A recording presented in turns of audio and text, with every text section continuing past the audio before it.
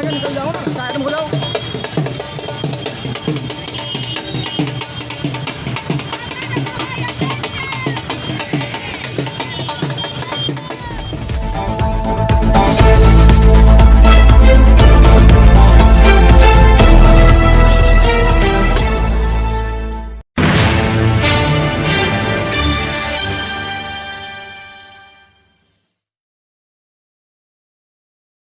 के बिना हमारे मसीहा बाबा साहेब डॉक्टर भीमराव अंबेडकर जी के जीवन की संघर्ष की कल्पना करना निरर्थक है। बाबा साहब के हर कदम में माता रमाबाई के भी कदम शामिल है। तो माता रमाबाई के लिए एक बार जोरदार तालियां हो जाएं कि हम अभी तक ऐसी महान स्त्री से वंचित थे।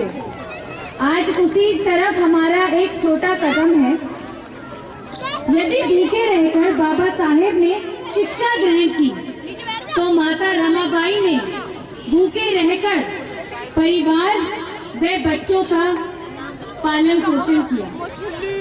हर कदम पर माता रमाबाई एक मजबूत सिपाही की भांति बाबा साहब के साथ खड़ी रही। अपनी कोख से ध्यान से सुनिए, अपनी कोख से उन्होंने 4 बच्चों को खो दिया और 4 बच्चों के खोने के दुख के मुंह में जाने के हृदय विदारक कष्ट को भी इसलिए सहन करती रही क्योंकि बाबा साहब को करोड़ों बच्चों को संभालना था। उसके लिए उन्होंने अपने 4 बच्चे एक के बाद एक कुर्बान कर दिए। तो मैं समझती हूँ यहाँ पर एक रिकॉग्निशन की जरूरत है, तो तालियां बजनी चाहिए उस बलिदान के लिए, उस त्याग के लिए जिनसे पॉसिबल हो पाए कि हम और आप यहाँ खड़े हैं, बैठे हैं, बात कर रहे हैं। करोड़ों लोगों के जीवन की चाहत में अपनी संतानों के दुख को भी ऐसे सहन करती रही जैसे कुछ हुआ ही ना हो। सोचिए कितना दुख दयनीय दृश्य होगा जो आज आपके सामने प्रस्तुत भी होने वाला। माता रमाबाई ने जीवन भर त्याग किया। त्याग ही उनका जीवन था। उनके जीवन का एक एक पल समर्पित था बाबा साहब के जीवन के लिए। तो उस त्याग के लिए, उस समर्पण के लिए एक बार जोरदार तालियां होती। मैं समझती हूँ अपने आप रिकॉग्नाइज करना सीखिए अब कि अब बहुजन महिलाएं भी आ रही हैं सामने। माता रमाबाई ने अपने कार्य से करोड़ों करोड़ों महिलाओं के लिए एक आदर्श प्रस्तुत किया है। माता रमाबाई अंबेडकर महिला मंडल का प्रयास केवल माता रमाबाई के त्याग व समर्पण को आप सभी लोगों तक पहुंचाना है। तो उस त्याग समर्पण को पहुंचाने के लिए एक प्रोत्साहन की जरूरत है। तो जोरदार तालियां बजती रहनी चाहिए, रुकनी नहीं चाहिए। तो इसी कड़ी माता रमाबाई के त्याग व समर्पण को आप तक पहुंचाने का है।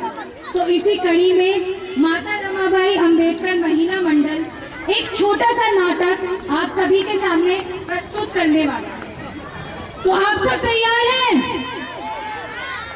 ऐसे मुझे लग नहीं रहा है कि आप तैयार हैं। आवाज नहीं आ रही है। तैयार है? आप सब तैयार हैं? तो जोरदार तालियों से स्वागत कीजिए इस महिला मंडल का जो आपके सामने माता रमाबाई के जीवन की कहानी, माता रमाबाई के जीवन की जुबानी प्रस्तुत करने जा रहे हैं। जोरदार तालियां बजती रहनी चाहिए, रुकनी नहीं चाहिए।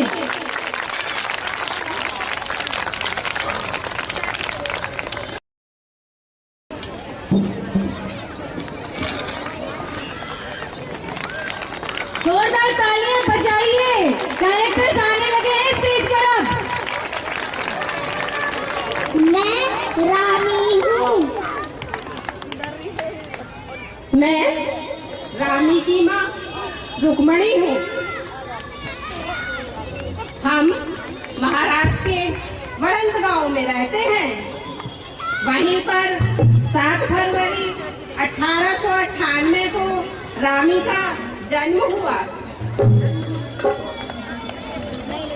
मैं रामी का पिता भीखू धात्रे हूँ। मैं बंदरगाह से मछलियों की टोकरी सिर पर रखकर बाजार तक पहुंचाने का काम करता हूँ।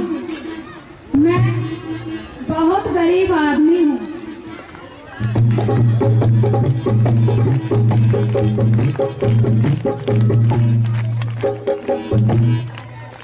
पूरे परिवार की जिम्मेदारी मेरे ऊपर है।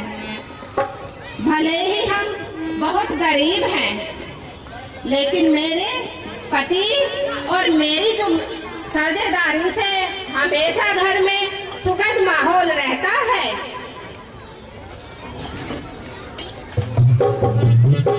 रामी के घर में सब कुछ ठीक चल रहा था। एक दिन अचानक रामी के पिता को खून की उल्टी हुई, जो एक बड़ी बीमारी का इशारा था। एक तो वे गरीब, दूसरे इलाज की कोई व्यवस्था ना होने के कारण पिता की बीमारी बढ़ती चली गई, जिससे घर की शांति भंग होने लगी। इसी कारण रामी की माँ रामी के पिता की चिंता में उनसे पहले ही हमें छोड़कर चली गई। माँ के जाते ही पिता भी चल बसे। अब घर में रामी, छोटी बहन गौरा और छोटे भाई शंकर ही बचे। उस समय रामी की उम्र मात्र 7 वर्ष थी। सिर पर माँ की ममता नहीं और पिता का साया भी जा चुका था। सब कुछ समाप्त हो चुका था। बचपन न जाने कहाँ खो गया था। जिंदगी एक वीरान रास्ते पर थी।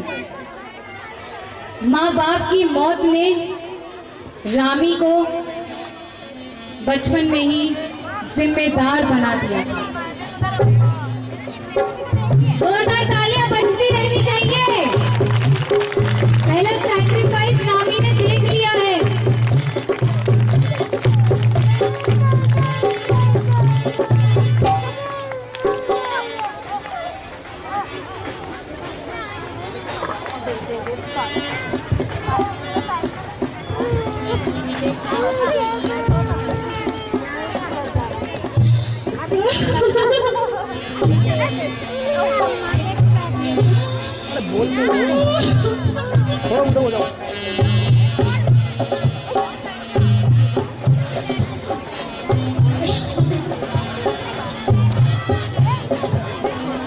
मेरा नाम गोविंद है।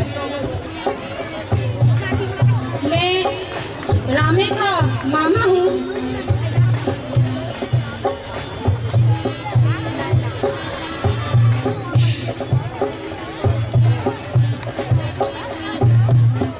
आप लोग सभी देख रहे हैं कि मेरे बहन भाई गुजर गए हैं। मुझे बहुत दुख हो रहा है कि आज मेरे बहन होने मेरे नहीं है।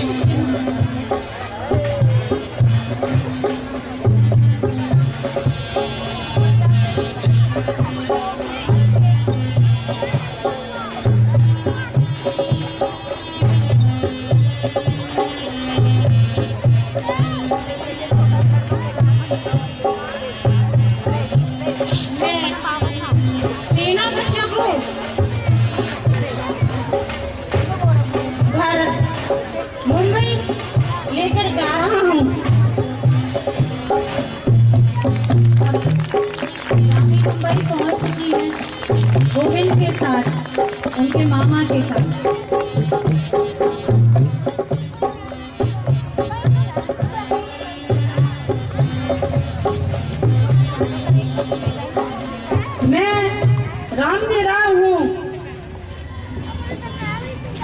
मैंने रामी के बारे में आस पड़ोस के लोगों से सुना है कि रामी बहुत ही सुंदर और गुणवान लड़की है। मैंने उसी दिन अपने बेटे भीमराव का विवाह रामी से तय कर दिया।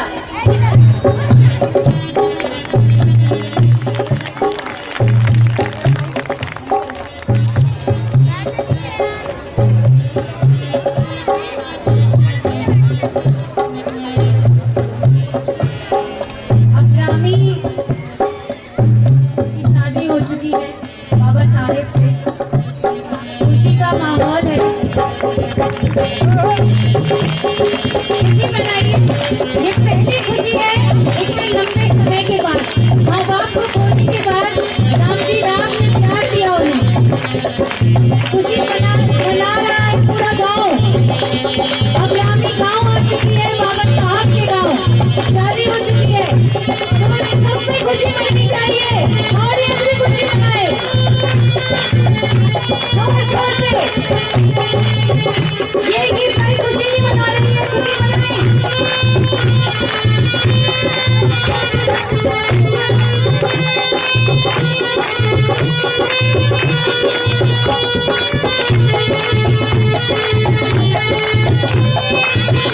सारा गाँव खुशी मना रहा है, यहाँ सारा समाज खुशी मना रहा है कि उस महिला बाबा साहब मिल चुके हैं, जिसके कारण हमारी जिंदगी में सुख आने वाला है। जोरदार तालियां बजती रहनी चाहिए, इस टाइम से तालियां बजती रहिए, जोरदार तालियां बजाइए।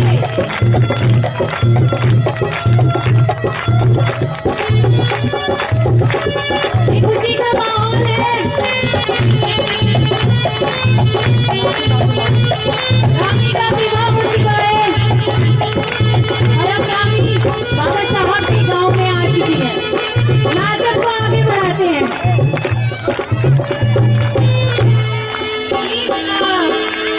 अगर किसी को दान देना है तो इधर दीजिए, नाटक के दौरान स्टेज पर ना आए।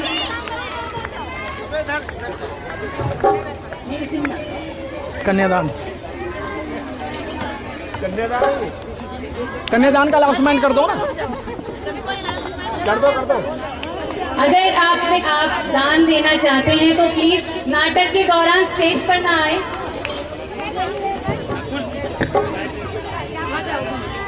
आप एक कॉपी पे लिखते रहो ना, यहाँ पर हमारे राम बाबू अंकल जी कॉपी पे लिखते रहो, वो कन्यादान देना नाटक के दौरान ना। हाँ, नाटक आगे बढ़ा। जो देंगे तो देंगे ना, देने वाले देंगे कि इकट्ठा ही धन्यवाद दे देंगे सब। हाँ।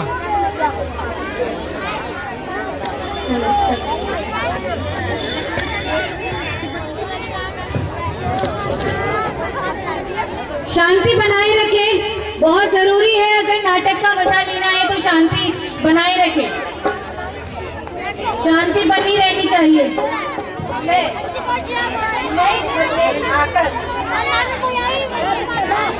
शांति बनाए रखिए, बहुत जरूरी है, क्योंकि माता रमाबाई अब अपनी कहानी अपनी जुबानी सुनाने वाली है, उसके लिए शांति बहुत जरूरी है।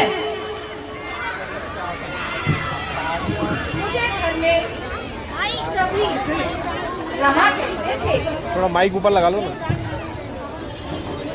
पर मेरे साहिब मुझे रामू कहकर बुलाते थे। ये एहसास मुझे बहुत ही अच्छा लगता था। मेरे साहिब को पढ़ाई से बहुत ही प्रेम था, वे मुझे भी पढ़ाने की कोशिश किया करते थे। किरदार देखो ना, जो किरदार दिया उस किरदार को सही निभा रही हैं। अच्छा नहीं लगता था। मेरे सर राम जी सकपाल जो मुझे भाई इसे थोड़ा पीछे कर लेगा, हाँ पीछे कर लेते हो, जहाँ करोगे वहाँ कर लूँगा। तुम बोलो तो सही, प्यार से मोहब्बत से साथ बुद्धि तो आएगी नहीं भाई, मुझे पता। कभी भी बनाऊंगा भी। मेरे माता पिता की पकड़ो इसको। कमी महसूस नहीं होने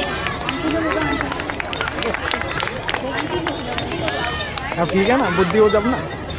12 दिसंबर 1912 को मेरे बड़े बेटे यशवंत का जन्म हुआ।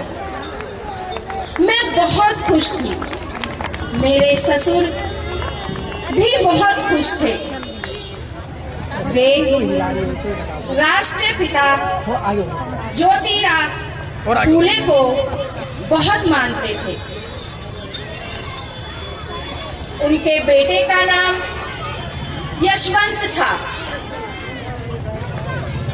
इसीलिए मेरे बेटे का नाम भी यशवंत रखा गया।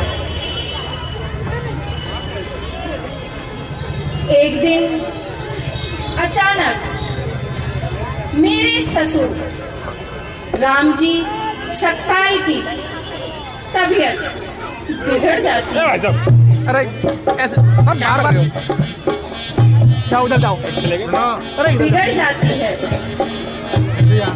और वे हमें छोड़कर इस दुनिया से चले गए।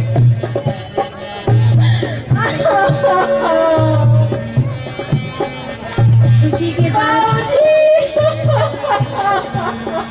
फिर से अंधेरा छा गया। पिता समान रामजी राव भी जा चुके थे।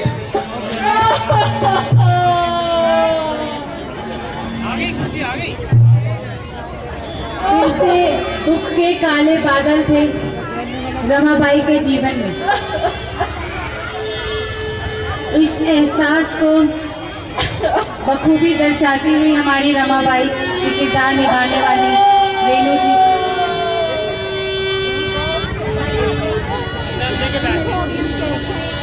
एक बार फिर हम शुरू कैसे करेंगे?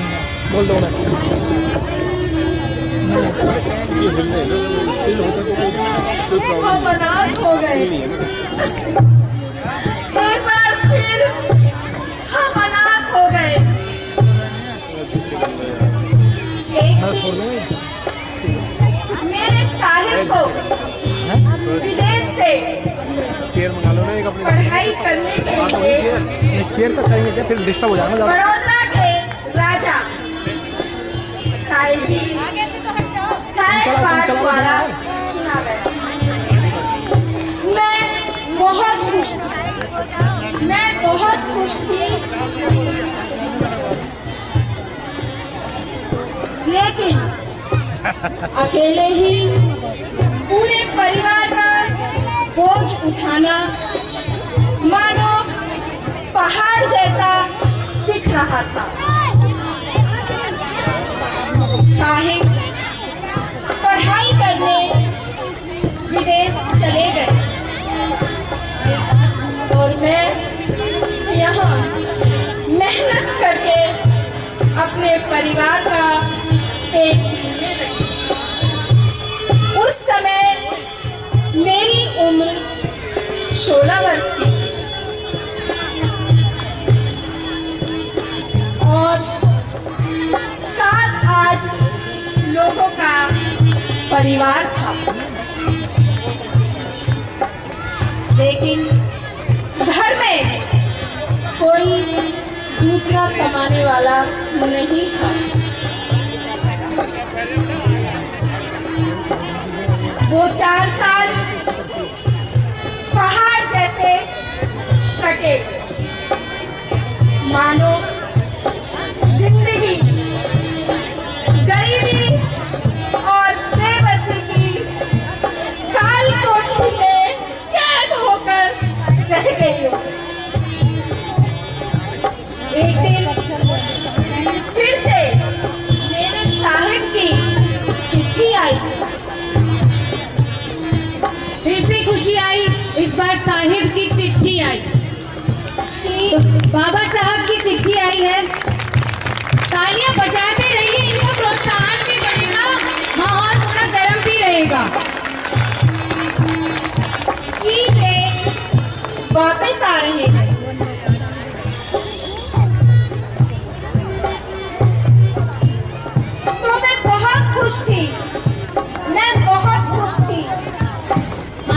रमाबाई खुश थी, वो एक बार फिर से खुश थी। ये पहली खुशी थी रामजी राव को खोने के बाद, पहली खुशी बाबा साहेब की चिट्ठी आई है, तो उनकी खुशी में शामिल हुई है। गांव वाले भी शामिल हो रहे हैं, आप भी शामिल होइए। 4 साल बाद फिर से घर में खुशी का माहौल था,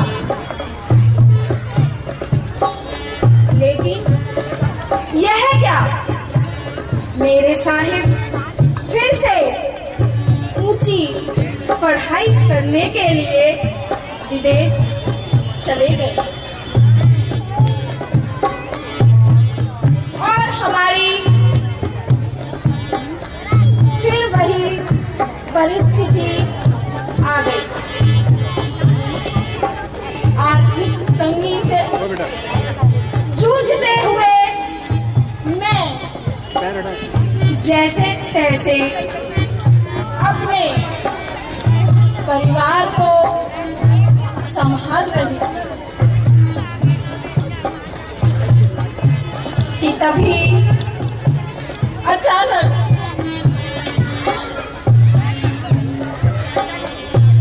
मेरी बेटी इंदु बीमार हो गई।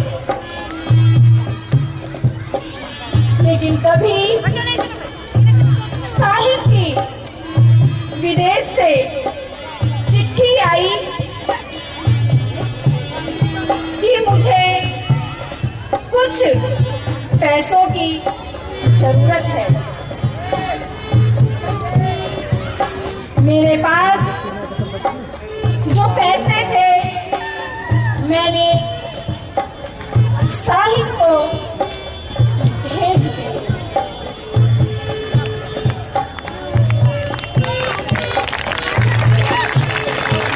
माता रमाबाई का एक फिर से बड़ा योगदान, जो इंदु के लिए पैसे थे वो भी साहिब को।